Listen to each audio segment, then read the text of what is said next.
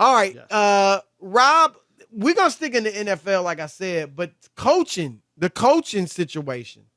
And we got what, Rob G? 7 openings. 2 of them have been filled. No, 3 of them. Denver obviously has a coach now. Chicago's hired the coach. And who's the third one? Brian Daboll. Brian Daboll just got hired by the New York. Right, Giants. and Leftwich, right? Maybe he's going to get the job. Looks like he could get Jacksonville. Right. But that's the only black coach, right? Right there. Yeah. We'll see how it plays out. But Josh McCown, Rob, has been named as a front runner. Not the only one, although he's the only one they've named so far. But he is a front runner for the Houston Texans job. And Josh McCown, obviously we all remember him as a mediocre player. Rob has never coached a day of his life at any level in football. Now, we've seen it in basketball, right? Steve Kerr, if I remember correctly, maybe even Derek Fisher when he got the Knicks job, which, he didn't do a great job, but still. Mark Jackson, I doubt he coached at any level because he was playing ball. I don't think he coached at college or anything before. Yeah, I don't. Yeah. So it's worked out for some. It's not like unprecedented or crazy in the NBA. Steve Nash, another one. Even baseball. I can't name any off the top of my head, Rob, but I would imagine there's some baseball managers who haven't managed before they get an Aaron MLB Boone job. with the Yankees. He was a broadcaster. There you go. Aaron Boone. I mean, he got the Yankee player job. Than a broadcaster. He had never coached in the minor leagues or was a manager or anything like that. Yep. Right. So I think it can work in those sports. Rob, I think football is a different animal. And I get that McCown has played, obviously, in the league for many years, and so he's been around a lot of coaches and seeing how things are done. But to me, football is the sport of the 3 major ones where coaching makes the most difference. And Rob, is so intricate. The game is very intricate, is more intricate than the other 2. More strategy involved, and obviously there's 2 sides of the ball. The only possible way I think it could work is if all you pretty much do is delegate.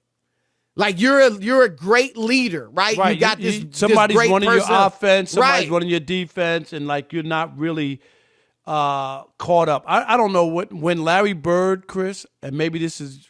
He did have a Dick Harder on defense. Dick Harder and Rick Carlisle. Rick Carlisle on offense. Right. Those were the 2 guys. Yep. And Larry really wasn't on the offense. He wasn't talking about what defenses they're playing. Like he had 2 guys who had some coaching experience for Larry Bird. So But I think it can work in basketball. Football, I'm sorry. I think this, Rob, is lunacy. And this adds to this makes me look at Deshaun Watson. I mean, obviously all the other stuff, I'm not even talking about that. This makes me look at Deshaun Watson's trade demand and say, you know what? He's right. I mean, first of all, David Culley, longtime NFL coach, did a very good job, right, with that team. He did. Remember they shocked everybody game 1 with Tyrod Taylor and Yep.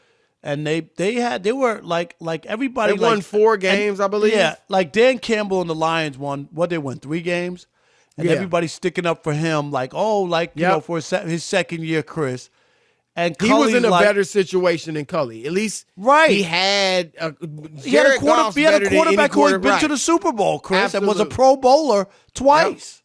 Yep. So I mean, he had a better situation, and he didn't win as many games. I think there were 3 and only hadn't had that tie with Pittsburgh. Yeah. But anyway, my point is that, Culley had a tough situation and made the best out of it. No one's going to give him a parade, Chris, for 4 wins. But that was a tough job. This is ridiculous. Absolutely ridiculous. And for them, it's insulting to the coaching profession at the NFL level. I just don't. I mean, maybe I'll be proven wrong. I don't see how in the world you step into the NFL with absolutely no coaching experience. Rob, remember Jerry Faust? Yep. Remember how he was a high school legend. But he was a high school coach, right. Cincinnati Moeller High School. And he was a legend. They were the national champions year after year under him. He went to Notre Dame, and Notre Dame hired him straight from Moeller High School, thinking, okay, this is our guy. And he didn't do well. Right. Just was a different level. I'm sorry. And so this is ridiculous. But anyway, there's more stuff. Josh McDaniels, offensive coordinator for the Patriots, Rob, is the front runner, reportedly, for the Las Vegas Raiders. Your thoughts? Not good. Chris, I got to be honest. I don't think he should be a head coaching candidate at all. He failed in Denver. 11-17 was his record. He also, got fired Chris, midway through his second year or late in the second was busted for cheating, for taping another team's defensive signals, just like they did in New England. Yep. And they were where mad. he got that from. Yeah, I know. Crazy. And they were mad in Denver because that's a proud organization, Chris, right? That's won Super Bowls, had John Elway. They got a great tradition, the ownership there, and all that. And they were like, no, we don't play dirty pool. We're like, this is not who we are. Right. And he was that's fired. Why they fired him, right. Right. He was fired off of that. And he also was the one who moved up to draft Tim Tebow. Remember that? He had to have Tebow. And he got a job back. He got a job back with the Patriots. He went back home because Bill Belichick took him back. But now he's going to be a coaching candidate somewhere else. I have a problem with that.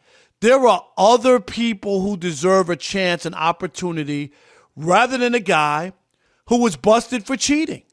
How do you just ignore that, Chris? This ain't no accusation, ain't rumor. He was thrown out of Denver because he got busted for cheating and embarrassed the franchise. I'm sorry. I don't want to see him get another head coaching job. Can we try somebody else? Yeah, right. I can't defend him. I can't go against what you said. This is ridiculous as well. Because you gave a couple strikes. One, he failed in Denver.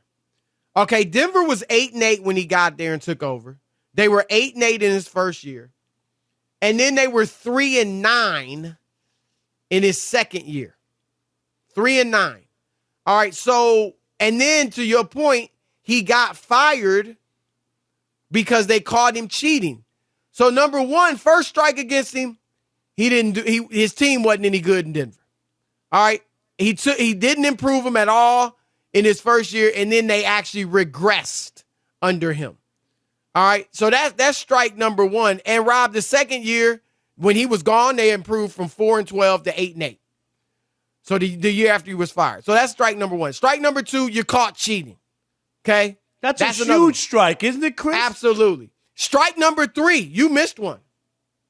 You had an agreement to coach the Indianapolis Colts, and you pulled out. Yep. So what's to say that won't happen again? I mean, yeah, it probably won't, but doesn't that leave a sour taste in your mouth? I would be afraid to make a deal.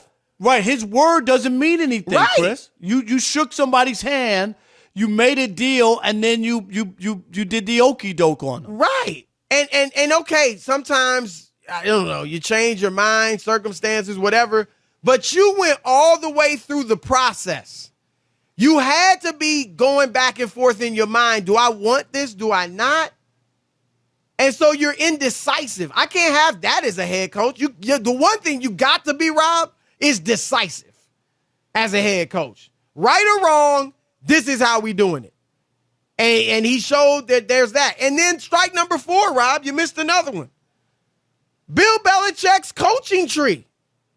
It ain't all that. No, that's another Why are you point. just sitting there trying to pilfer his assistants when they don't time work after out. time it hasn't worked out? So this is just, I know his name, people, Josh McDaniels, he's great. I mean, I'm not going to, this one, maybe I'm being petty. He's been a good offensive coordinator. But at the same time, Tom Brady looked like he could do a lot more than they allowed him to do at times. I mean, look at Brady in Tampa Bay, both years. Not that they ain't winning the Super Bowl this year, but he's lit it up statistically. He did it that one year when they had Randy Moss, of course.